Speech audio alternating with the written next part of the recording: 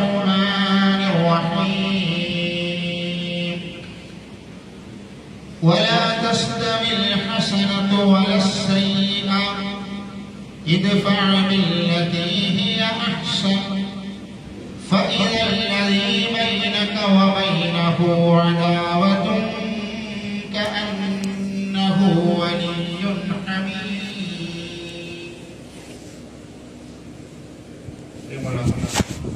വിശ്വാസികളെ അള്ളാഹുവിന്റെ വിധിവിലക്കുകൾ ജീവിതത്തിന്റെ സമസ്ത മേഖലകളിലും പാലിച്ചുകൊണ്ട് യഥാർത്ഥ മുഅ്മിനുകളായി മുത്തഖികളായി ജീവിതം മുന്നോട്ട് കൊണ്ടുപോകണമെന്ന് ആദ്യമായി ഉപദേശിക്കുകയാണ്, വസിയ്യത്ത് ചെയ്യുകയാണ്. പ്രവാചകൻ മുഹമ്മദ് മുസ്തഫ റസൂൽ കരീം സ്വല്ലല്ലാഹു അലൈഹി വസല്ലമയിലേക്ക് ഒരു മനുഷ്യൻ കടന്നു വന്നു. ആ ഹദീസ് നമ്മൾക്ക് വിശദീകരിച്ചു തരുന്നത്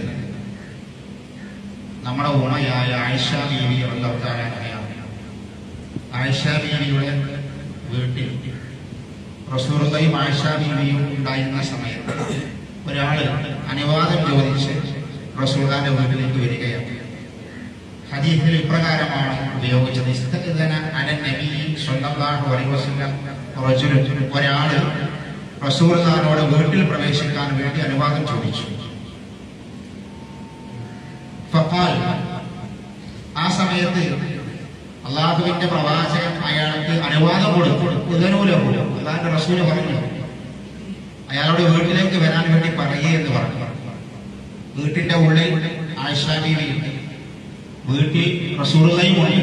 രണ്ടാളും ഉള്ള സമയത്ത് ഇയാൾ വന്നപ്പോ വീട്ടിലേക്ക് പ്രവേശിക്കാൻ വേണ്ടി ആയിഷ ബീവിയോട് അനുവാദം കൊടുക്കാൻ വേണ്ടി പറഞ്ഞു. എന്നിട്ട് റസൂലുള്ളാഹി പറഞ്ഞു, ആ വീട്ടിലേക്ക് വന്നോട്ടെ എന്ന് പറഞ്ഞ് റസൂലുള്ളാഹി ആയിഷ ബീവി കേൾക്ക് വീട്ടിന്റെ ഉള്ളിൽ വെച്ചുകൊണ്ട് റസൂലുള്ളാഹി പറഞ്ഞു,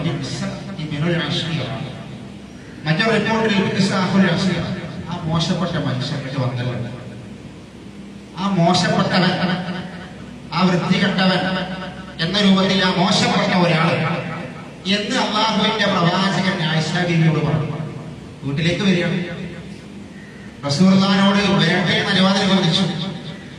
റസൂലുള്ളാഹി വരാൻ വേണ്ടി അനുവദിച്ചു. എന്നിട്ട് വീട്ടിന്റെ ഉള്ളിൽ വെച്ചിട്ട് ആയിഷ ബീവിയോട് ആയിഷ ബീവിയോട് റസൂല് പറഞ്ഞു, ആ മോശപ്പെട്ട വ്യക്തി, ആ മോശപ്പെട്ട സഹോദരൻ റസൂലുള്ളാഹിക്ക് ഇഷ്ടമില്ല എന്ന് അള്ളാഹുവിന്റെ റസൂല് പറയുകയും ചെയ്തു. എന്നിട്ട് ഇദ്ദേഹം വീട്ടിലേക്ക് പ്രവേശിച്ചപ്പോൾ അള്ളാഹുവിന്റെ പ്രവാചകൻ ചിരിച്ച് അദ്ദേഹത്തെ വീട്ടിലിരുത്തി. റസൂലുള്ളാഹി സ്വല്ലല്ലാഹു അലൈഹി വസല്ലമ പ്രവാചകന്റെ വിരിപ്പ് തട്ടം അദ്ദേഹത്തിന് ഇരിക്കാൻ വേണ്ടി വെച്ചു കൊടുത്തു. അപ്പൊ ആയിഷ ബീവി അത്ഭുതത്തോടു കൂടി നോക്കുക. അനുവാദം ചോദിച്ച് ഒരാൾ വീട്ടിലേക്ക് വരുമ്പോ അനുവദിച്ചിട്ട് അള്ളാഹുവിന്റെ പ്രവാചകൻ അയാൾ ഇഷ്ടം തന്നെ അത്ര മോശമാണ് സ്വഭാവം. അപ്പൊ അള്ളാഹുവിന്റെ റസൂൽ അങ്ങനെയൊക്കെ പറഞ്ഞിട്ടും ഇയാൾ വന്നിട്ട് അള്ളാഹുവിന്റെ പ്രവാചകൻ അദ്ദേഹത്തെ ആദരിക്കുന്നത് കണ്ടു. അങ്ങനെ ഇയാൾ തിരിച്ചു പോയപ്പോ ആയിഷ ബീവി അള്ളാഹുവിന്റെ റസൂലിനോട് ചോദിച്ച ചോദ്യമാണ്, അള്ളാഹുവിന്റെ റസൂലെ, ഇയാൾ വീട്ടിലേക്ക് വന്ന് അനുവാദം ചോദിച്ചപ്പോ താങ്കൾ പറഞ്ഞ വർത്തമാനം ആ മോശപ്പെട്ട കുടുംബത്തിലാണ്, ആ മോശപ്പെട്ട വ്യക്തി, ഇന്ന വ്യക്തിയുടെ മോശപ്പെട്ട മകൻ എന്നൊക്കെയാണ് താങ്കൾ പറഞ്ഞത്. എന്നിട്ട് അയാൾ വന്നിരുന്നപ്പോ അയാളോട് ഇരിക്കാൻ വേണ്ടി പറഞ്ഞു. മാത്രവുമല്ല, എന്നിട്ട് ഇയാൾ വന്ന് സംസാരിച്ചപ്പോ എന്തൊരു സൗമ്യമായിട്ടാണ്, എന്തൊരു ലോലമായിട്ടാണ് റസൂലെ താങ്കൾ അയാളോട് സംസാരിച്ചത്. വരുമ്പോ അദ്ദേഹത്തെ കണ്ടപ്പോ അങ്ങനെയല്ല പറഞ്ഞത്, പക്ഷെ വീട്ടിൽ വെച്ച് സംസാരിച്ചപ്പോ എത്ര ലോലമായി, എത്ര നന്മയോടുകൂടിയാണ് സംസാരിച്ചത് എന്ന് ചോദിച്ചു. അപ്പൊ കാലത്ത് അള്ളാഹുവിന്റെ റസൂലിനോട് വീണ്ടും ആയിഷ എന്താ റസൂൽ ഇങ്ങനെയൊക്കെ പറഞ്ഞിട്ട് പിന്നെ ഇങ്ങനെയൊക്കെ സംസാരിച്ചത് ഇതങ്ങനെ. അപ്പൊ അള്ളാഹുവിന്റെ റസൂൽ അവിടുന്ന് കൊടുക്കുന്ന മറുപടി ഇതായിരുന്നു. അള്ളാഹുവിന്റെ പ്രവാചകൻ പറഞ്ഞു, ആയിഷ, ഇന്ന ശർറന്നാസി മൻസിലത്തൻ യൗമൽ ഖിയാമ മൻ തറകഹു വദഅഹു الناس ഇത്തിഖാഅ ഫഹ്ശ. അള്ളാഹുവിന്റെ അടുക്കൽ വെച്ച് ഏറ്റവും മോശപ്പെട്ട ചില മനുഷ്യന്മാരുണ്ട്. അള്ളാഹിന്റെ അടുക്കൽ അവര് മോശപ്പെട്ട ആൾക്കാരാണ്. നാട്ടിൽ ചിലപ്പോൾ നല്ല ആൾക്കാരൊക്കെ ആയിരിക്കും. അള്ളാഹുവിന്റെ അടുക്കൽ വളരെ മോശപ്പെട്ട ആളുകളാകുന്നു അവർ. എന്താ അവരുടെ പ്രത്യേകത എന്ന് പറയുന്നത്? ജനങ്ങൾ അവരോട് നല്ല രൂപത്തിൽ സംസാരിക്കും. ജനങ്ങൾ ചിലപ്പോൾ അവരെ ആദരിക്കും. ആളുകൾ ചിലപ്പോൾ അവരെ ആദരിക്കുകയും പുച്ഛിക്കുകയും ബഹുമാനിക്കുകയും ചെയ്യും. അതെന്തിനാണെന്നറിയാം? ഓരോടെ ബഹുമാനം കൊണ്ടല്ല, ഓരോടെ ആദരവ് കൊണ്ടല്ല, ഒരു നല്ല മനുഷ്യന്മാരായിട്ടല്ല. തൊള്ള തുറന്ന തോന്നിയാസെ പറയുന്നത് അവന്റെ മോശം വർത്തമാനങ്ങളും അവന്റെ തോന്നിവാസങ്ങളും അവന്റെ ആ പരുഷമായ സ്വഭാവവും പേടിച്ചിട്ട് ആ സംസാരം കേൾക്കാനാകൂല എന്ന് വിചാരിച്ചിട്ട് അവനോട് നല്ല നിലക്ക് പെരുമാറും. ഒരിഷ്ടമായിട്ടൊന്നുമല്ല. അള്ളാഹുവിന്റെ പ്രവാചകന്റെ മറുപടി അതാണ്. അള്ളാഹുവിന്റെ റസൂലിന്റെ ഇഷ്ടമായിട്ടൊന്നാണ്. അള്ളാഹുവിന്റെ റസൂൽ പറഞ്ഞു, ജനങ്ങളിൽ ഇങ്ങനെ കുറെ ആളുകളുണ്ട്, അച്ഛന്മാര് എന്തുകൊണ്ടാണ് ഓരോ ആദരിക്കുന്നത്? ഓരോ ആദരവുണ്ടായിട്ട് ബഹുമാനമുണ്ടായിട്ടല്ല. ആൾ മോശപ്പെട്ട അത് ചെയ്തില്ലെങ്കിൽ, അത് കിട്ടിയില്ലെങ്കിൽ അവന്റെ വായിൽ നിന്ന്, അവന്റെ സംസാരത്തിൽ നിന്ന്, അവന്റെ പെരുമാറ്റത്തിൽ നിന്ന് മോശപ്പെട്ടത് വരും. മോശപ്പെട്ട പെരുമാറ്റം ഉണ്ടാകും, മോശപ്പെട്ട സംസാരം ഉണ്ടാകും, അല്ലെങ്കിൽ അവൻ ഒരു പരുഷ സ്വഭാവിയായിരിക്കും. അങ്ങനെ ആളുകൾ, ഇങ്ങനെ കുറെ ആളുകൾ പ്രവാചകന്റെ സ്വഹാബികളാണ് പറഞ്ഞതായിട്ട് ഇങ്ങനെ കാണാൻ കഴിയും. നമ്മളെ ചില ആൾക്കാരെ കാണുമ്പോൾ ചിരിക്കണം, സ്നേഹം കൊണ്ടും സന്തോഷം കൊണ്ടും ചിരിക്കും. പക്ഷെ ചില ആളുകളെ കാണുമ്പോൾ ചിരിക്കും, എന്നാലും മനസ്സിൽ അവരോട് ഉറപ്പായി.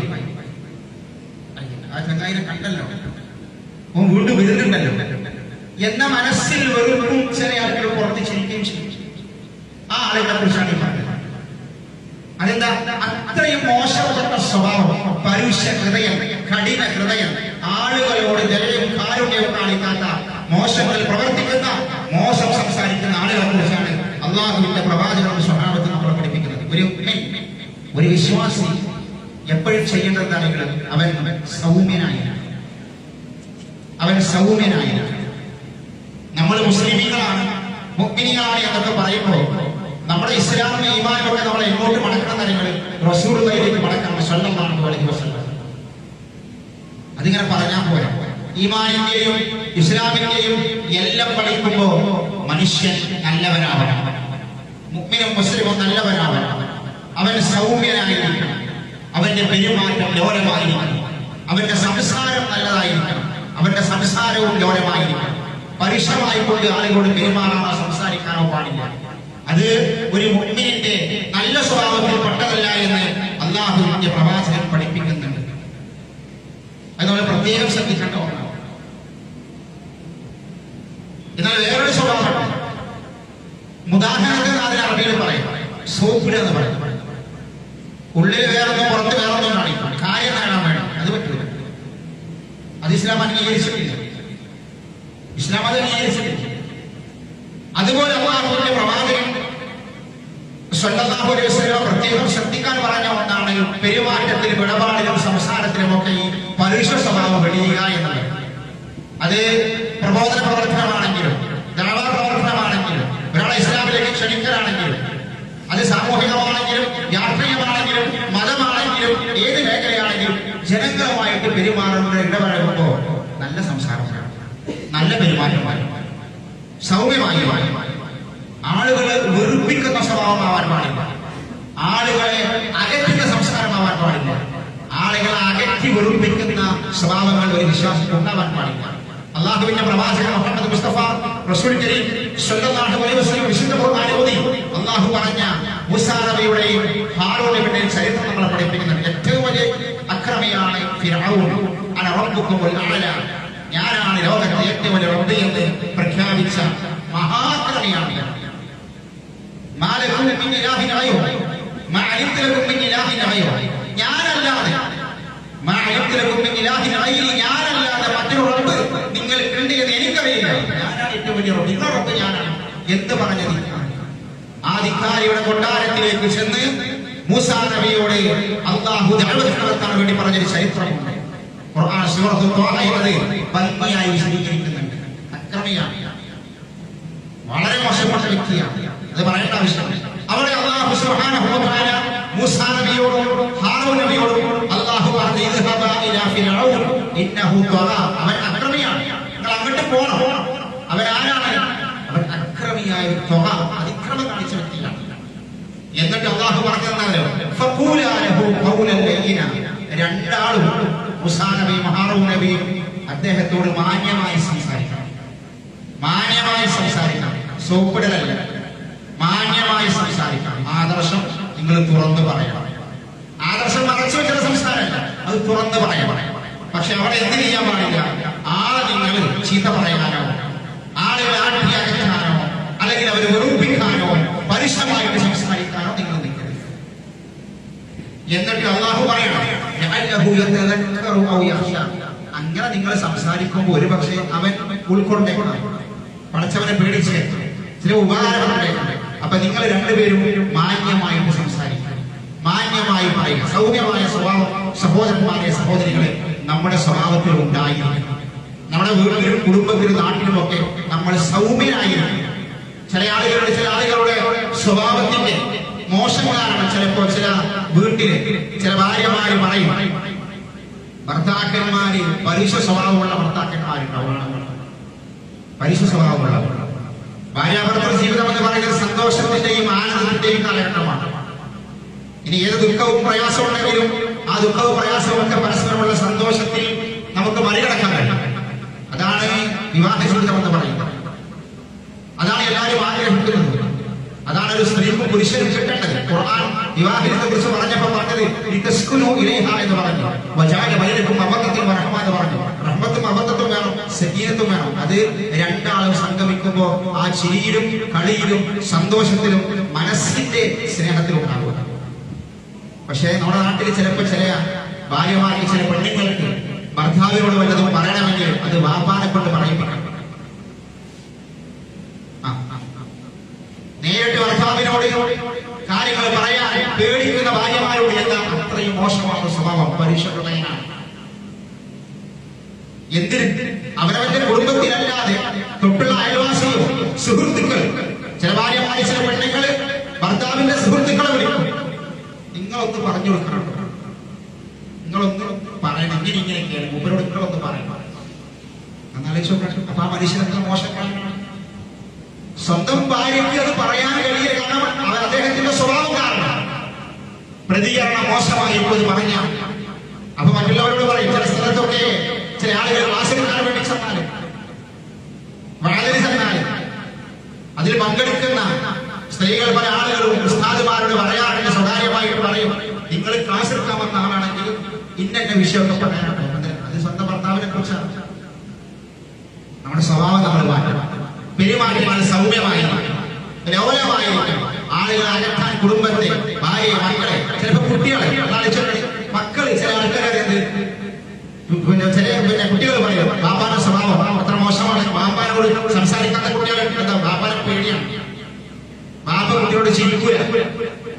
ഒന്നും ഒരു മുസ്ലിമിന്റെ സ്വഭാവമല്ല. മക്കളോടൊക്കെ സ്നേഹവും കാരുണ്യവും വളരെ കാണിക്കണം.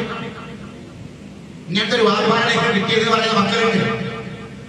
അതൊന്നും സഹോദരന്മാരെ സഹോദരികളെ ഒരു വിശ്വാസി എന്ന നിലയ്ക്ക് നമ്മുടെ ജീവിതത്തിൽ ഉണ്ടാവാൻ പാടില്ല.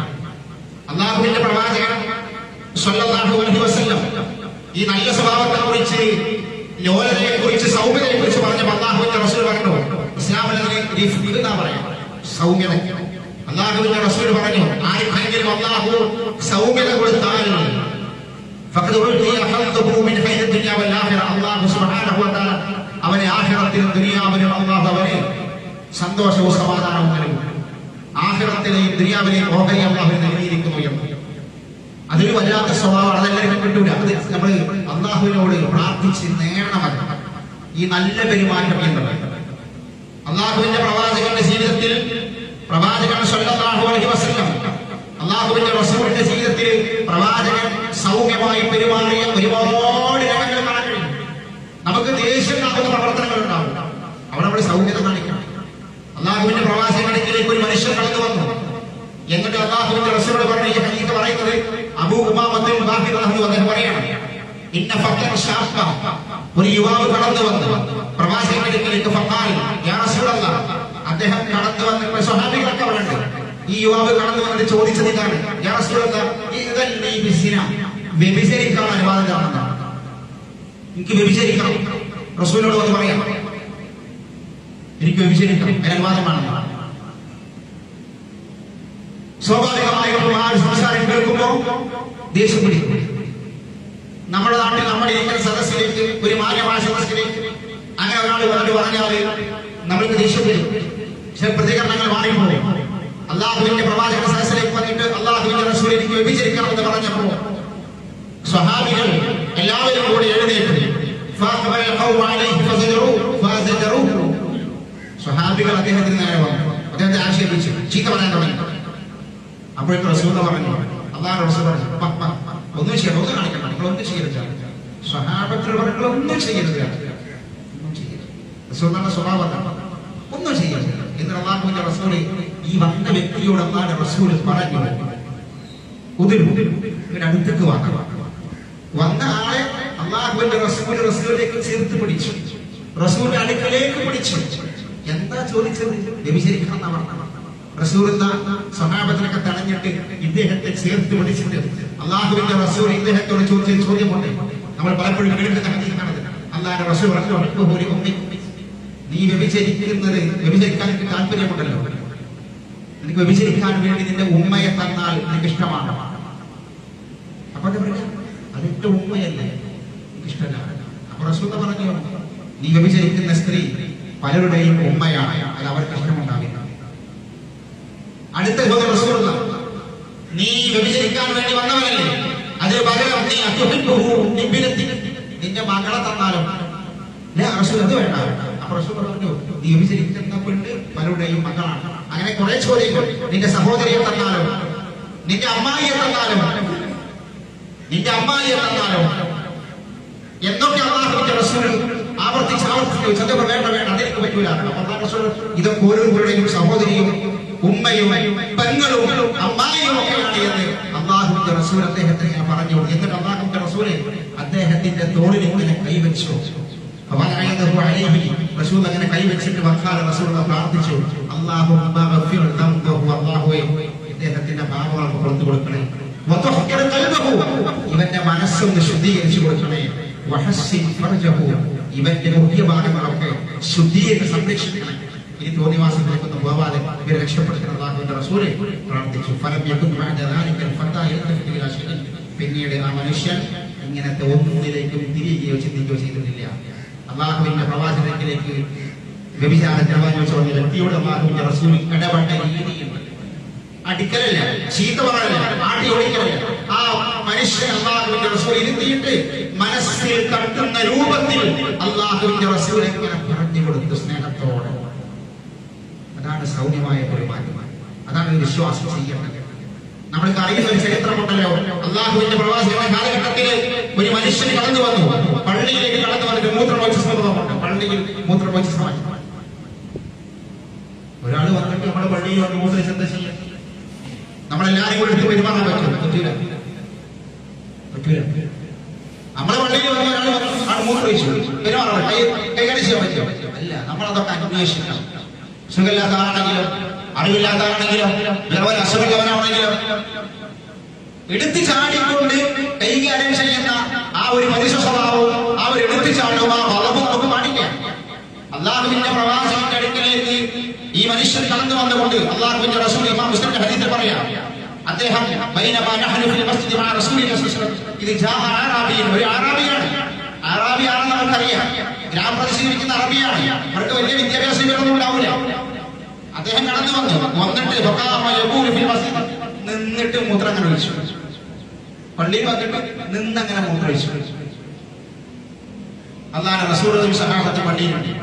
ആ സമയത്താണ് അള്ളാഹുവിന്റെ പ്രവാചക സ്വഹാബികൾ പറഞ്ഞു, അവര് മൂത്രമൊഴിക്കുന്ന സമയത്ത് സ്വഹാബികൾ അദ്ദേഹത്തെ പഠിക്കാൻ വേണ്ടി.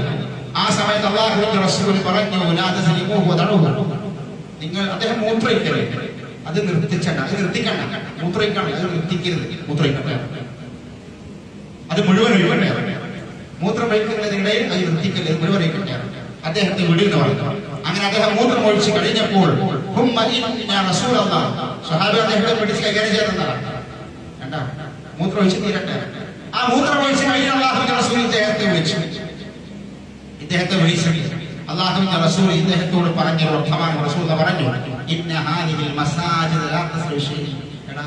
ഈ പള്ളികൾ എന്നുള്ളത് മൂത്രമൊഴിക്കാനുള്ളതല്ല, ഇങ്ങനത്തെ മോശപ്പെട്ട പ്രവർത്തനങ്ങൾ ചെയ്യാനുള്ളതല്ല പള്ളി.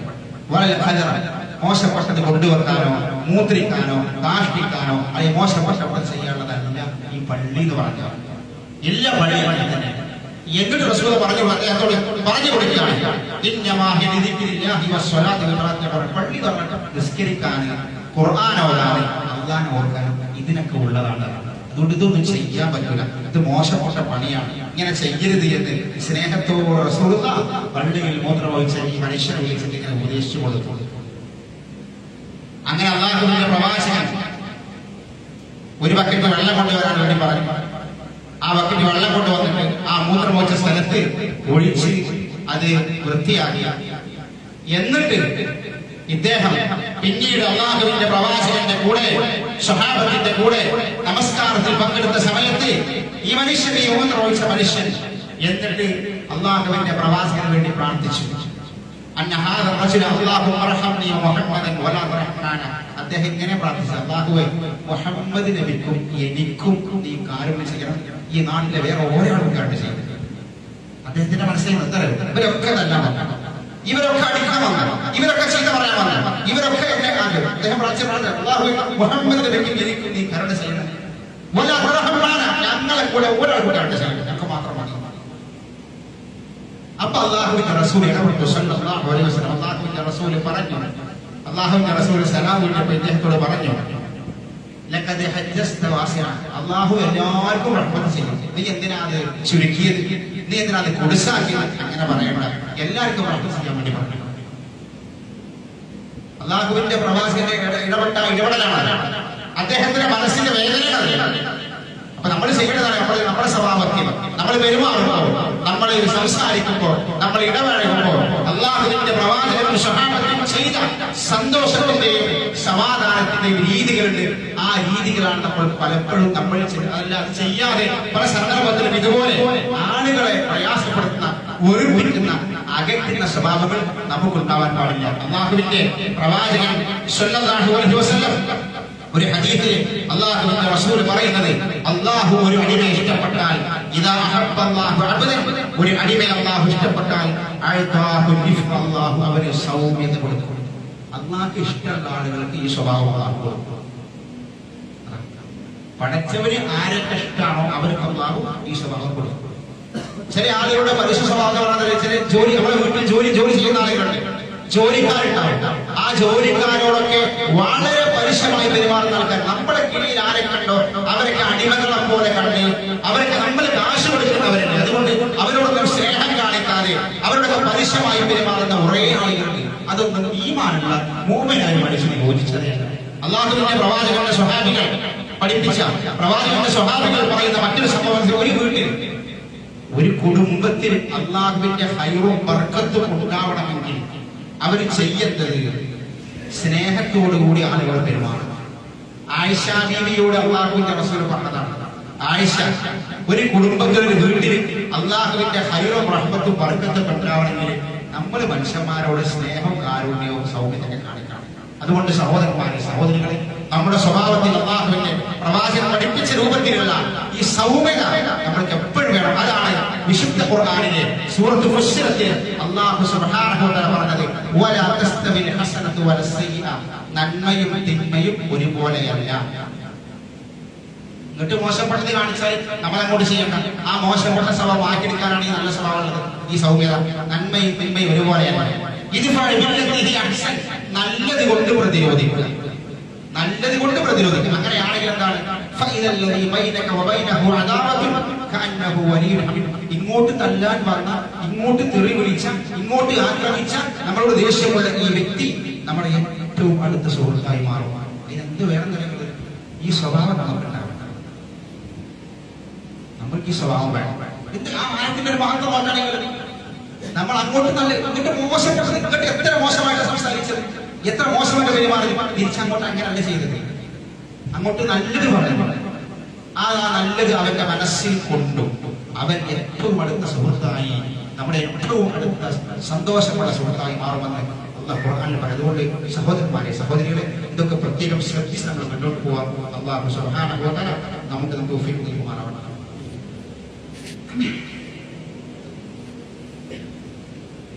അൽഹംദുലില്ലാഹിൽ വാഹിദിൽ ഖഹാർ അൽ അസീസുൽ ഗഫാർ മുകബ്ബിറുൽ ലൈലി അൻ-നഹാർ അമ്മാ ബഅദ് ഇത്തഖുല്ലാഹ ഇബാദല്ലാഹ്. ഒരിക്കൽ കൂടി അല്ലാഹുവിന്റെ വിധിവിലക്കുകൾ ജീവിതത്തിന്റെ സമസ്ത മേഖലകളിലും പാലിച്ചുകൊണ്ട് യഥാർത്ഥ മുക്തികളായി മുക്തഹികളായി ജീവിതം മുന്നോട്ട് കൊണ്ടുപോകണമെന്ന് ഉപദേശിക്കുകയാണ് വസിയത്ത് ചെയ്യുന്ന സഹോദരന്മാരെ സഹോദരങ്ങളെ. മുആവിയ ഇബ്നു അൽ ഹക്കം റളിയല്ലാഹു അൻഹു പറയുന്ന സംഭവം, ഒരിക്കൽ നമസ്കരിക്കുന്ന സമയത്ത് അദ്ദേഹം പറയുന്നത്, ബൈനമാ അന ഉസല്ലി മഅ റസൂലുള്ളാഹി സ്വല്ലല്ലാഹു അലൈഹി വസല്ലം പ്രവാചകന്റെ കൂടെ ഞാൻ നമസ്കരിക്കുകയായിരുന്നു. നമസ്കാരത്തിൽ ചിലപ്പോൾ നമ്മൾ തുമ്മൽ വരും. ഈ തുമ്മുന്നത് നമ്മുടെ കൺട്രോളിൽപ്പെട്ടതൊന്നല്ല. അപ്പൊ ഈ തുമ്മൽ വരുന്ന സമയം നമുക്ക് എന്ത് വേണം? തുമ്മുന്ന ആളെ അൽഹംദുലില്ലാഹ് പറയണം, കേൾക്കുന്നവൻ യർഹമുക്കല്ലാഹ് പറയണം, പിന്നെ തുമ്മി ആട്ടിസ് കൊണ്ടും പ്രാർത്ഥന നമുക്കറിയാം. അങ്ങനെ നമസ്കാരത്തിൽ ഇത് അത്തസ റസൂലുള്ളാഹി ഖൗമി, നമസ്കാരത്തിൽ ഒരാൾ തുമ്മിയ സമയത്ത് ഫഖുൽതു, നമസ്കാരത്തിൽ അദ്ദേഹം പറയാം, അപ്പൊ ഞാനിത് കേട്ടു, തുമ്മിയത് ഞാൻ കേട്ടു. അങ്ങനെ നമസ്കാരത്തിൽ ഞാൻ യർഹമുക്കല്ലാഹ് എന്ന് പറഞ്ഞു. നമസ്കാരത്തിൽ വേറൊരാളാണ് തുമ്മിയത്. നിസ്കരിക്കുന്ന സമയത്ത് ഇങ്ങനെ നിസ്കരിക്കുമ്പോ മറ്റൊരു തുമ്മിയത് കേട്ട് നിസ്കാരത്തിൽ അവർ യർഹമുക്കല്ലാഹ് എന്ന് പറഞ്ഞു. വേറെ ആരും അതിന് മറുപടി പറഞ്ഞു. നിസ്കാരം കണ്ടി കഴിഞ്ഞ ഉടനെ എല്ലാരും കൂടെ ഇദ്ദേഹത്തെ നോക്കിക്കൊണ്ടിരിച്ചു. ഈ സ്വഹാബി പറഞ്ഞു, എല്ലാരും കൂടെ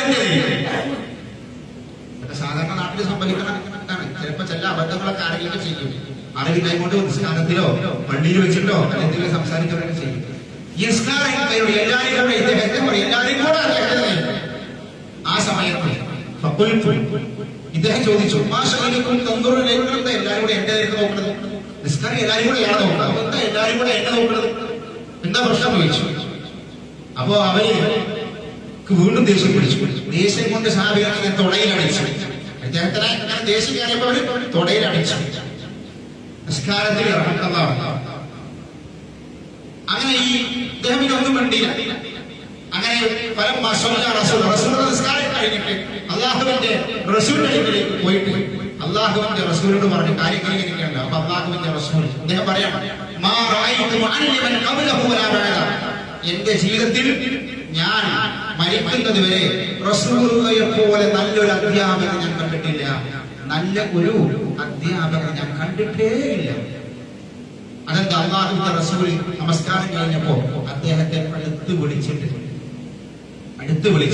അള്ളാഹുവിന്റെ റസൂൽ അദ്ദേഹത്തിന് പറഞ്ഞു കൊടുത്തു. അദ്ദേഹം പറയണം, റസൂൽ ചീത്ത പറഞ്ഞില്ല, എന്നെ നോക്കി പഠിപ്പിച്ചില്ല, എന്നെ ചീത്ത പറഞ്ഞില്ല, എന്നെ അടിച്ചില്ല.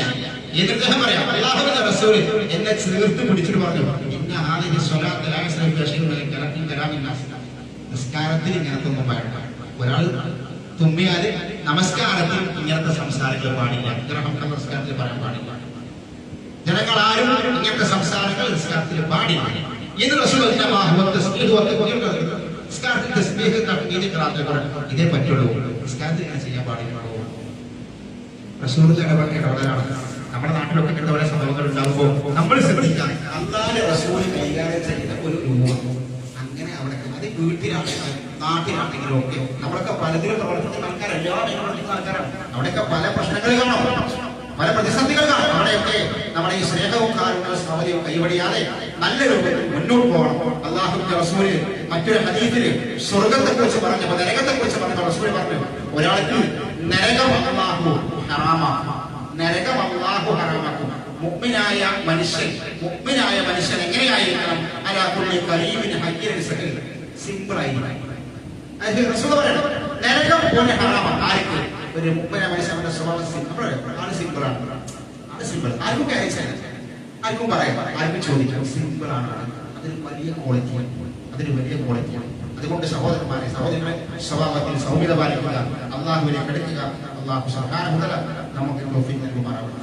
اللهم اغفر للمؤمنين والمؤمنات والمسلمين والمسلمات الاحياء منهم والاموات انك مجيب الدعوات يا قاضي الحاجات. اللهم اجرنا من النار.